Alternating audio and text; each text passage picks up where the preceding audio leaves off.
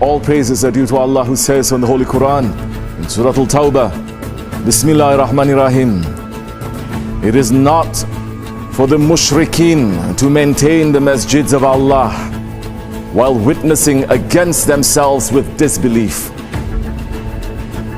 As for such, their works are useless, and in the fire they will dwell.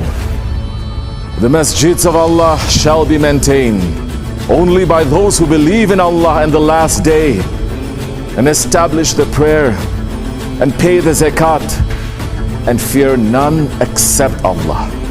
Only for such people is it possible that they can be from the rightly guided. Sadaqallah al-Azim. 86 years ago, due to our own mistakes, because we removed the protector of mankind, the Khalifa, and wrong ones came to rule. 86 years ago, when the Khilafat was removed from this earth, and because of that removal, the world turned upside down, and part of that was the Hagia Sophia, the Ibadatgah. It was closed. It was not closed, and it was not done democratically either. It was done in secret, and it was done with the authority of the one that had no authority. Nobody could call azan. Nobody could make ibadat inside, and with that change, the curse of Allah came to the entire ummah. Establishing the houses of Allah, maintaining the houses of Allah, purifying the houses of Allah. It is the way of the prophets. It is the way of Sayyidina Ibrahim alayhi salam. It is the way of Peygamber Effendi Hazrat Muhammad Mustafa alayhi salatu wassalam. More than 800 years after the Fatih of Mecca, one of the grandsons of the Holy Prophet alayhi salatu wassalam was honored with another Fatih, with holding the title of Fatih. That grandson of the Holy Prophet ﷺ, that Sultan, that saint, Sultan Mehmed Fatihan, is the one who was praised in the hadith of the Holy Prophet ﷺ. Verily, you will conquer Constantinople. What a wonderful Amir will that Amir be. What a wonderful army will that army be. And the words of the Prophet speak the truth.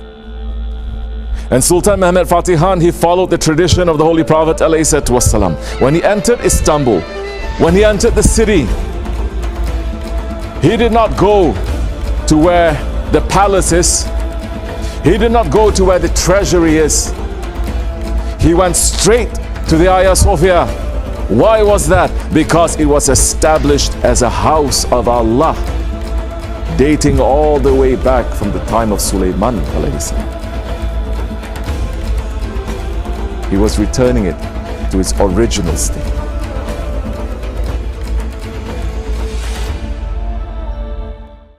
The Ottoman awliya, they are saying that when the Byzantine emperor was building Hagia Sophia, that the foundation, it wasn't working. And in his dream, he saw Khizr alayhi salam, who gave him the plans and said, look, this is the building plan for Hagia Sophia, which were drawn long ago on the tablet of destiny. So even the name Hagia Sophia came from the paradises. The meaning came from the paradises. The Ottoman awliya said that Hagia Sophia itself, the meaning of it is Ibadatgah, the place of worship Evliya Çelebi Hazretleri is saying that on the night of the Mevlid Nabi, the dome of Hagia Sophia fell down. And Hizr alayhi salam came to the king of that time and told them to go to Arabia, find that last messenger, find the promise of Isa alayhi salam, find the promise of Musa alayhi salam, find the promise of Sulaiman alayhi salam, find the promise of Ibrahim alayhi salam, and ask him for help. Years later, they went, the royal delegation from the Byzantine king, to the Holy Prophet ﷺ, who mixed his blessed saliva with the water of Zamzam. They returned with 70 camels loaded with Zamzam in the soil of Mecca and returned to Istanbul. They used it for the mortar of the Hagia Sophia, which kept the dome in place. So when Fatih Sultan entered Istanbul, and when he entered Hagia Sophia, he was entering the house of Allah.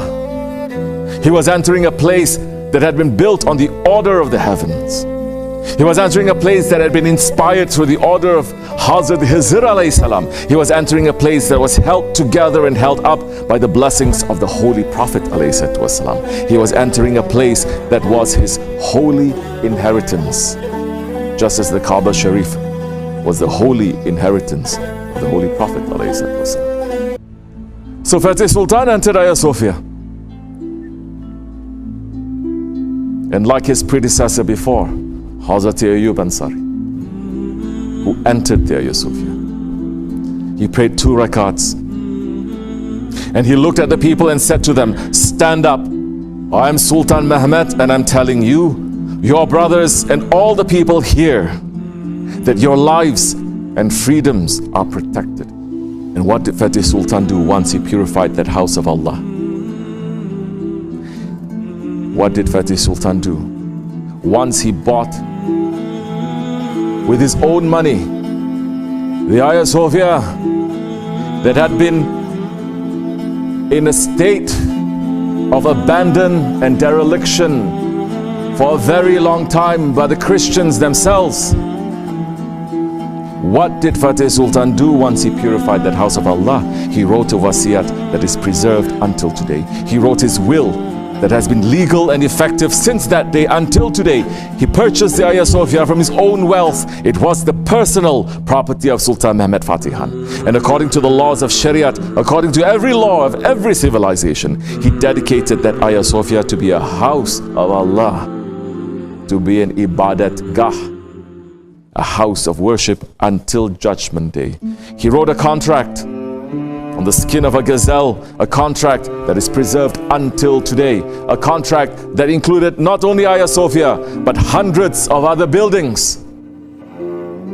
And he wrote, whoever changes this waqf, which establishes Hagia Sophia as a masjid, whoever changes it from a masjid, I'm stating in your presence that he would be earning the greatest sin. All the things I've explained have been written in this waqf. The conditions may not be changed. The laws may not be amended.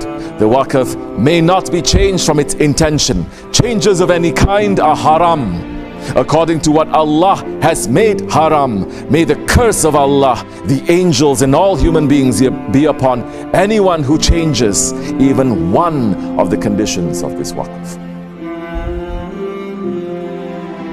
These are the words of our Sultan, our genius Sultan, our saint, Fatih Sultan.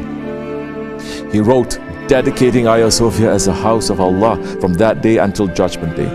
Our Shaykh, Sahibul Saif, Sheikh Abdul Karim al-Kibirisi Rabbani, you're saying, Ulu Hakan'ın Hagia Sophia camisini camilikten çıkaracak olana ne lanetler okumuş ki Evliyaullah'tandır, Evliyaullah'ın sözü de yere düşmez. Sultan el-Evliya, Şeyh Mevlana Muhammed Nazim Adil Hakkani Kadallah Siri saying, kapananlar hayır etmedi. Hala da kapalıdır. Etmeyecektir. Yıkılacaktırlar. İlk vazifeleri Hagia Sophia'yı camiye döndürmektir. Döndürmedikleri müddetçe ağızlarıyla uç tutsalar bunlar hayır etmez.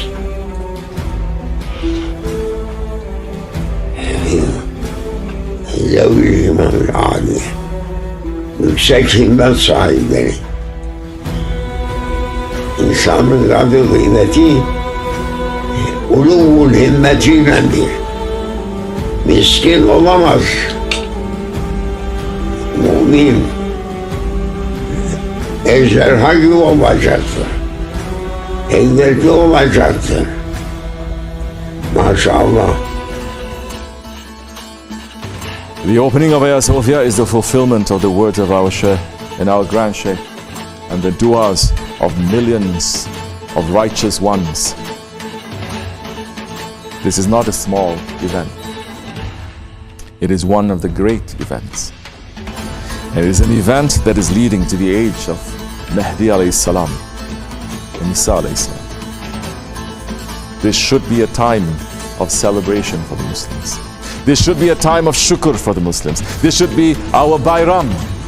The sunnah of Hazrat Ibrahim alayhi salam is continuing in the month of Zulhijjah. A house of Allah is being purified from cruelty and oppression. The opening of Hagia Sophia is a crack in the kingdom of Shaitan. It is more than a crack. And inshallah, through the power of that opening, the kingdom of Shaitan and Dajjal will fall soon. Ameen. May the Ottomans return. May the Ottomans return. May the Ottomans return. Ya Rabbi, please count us as those who are loving and honoring and respecting the Ottomans. Count us as those who are trying to live their lifestyle. Count us as those who are making the Hagia Sophia opening as a Bayram. Count us as those who want to be on the side of Haqq and who want to stand against Batil. Let us to always follow our Shaykh, who is an Ottoman, who is a Haqqani. Make us to be like his shadow and always be with him.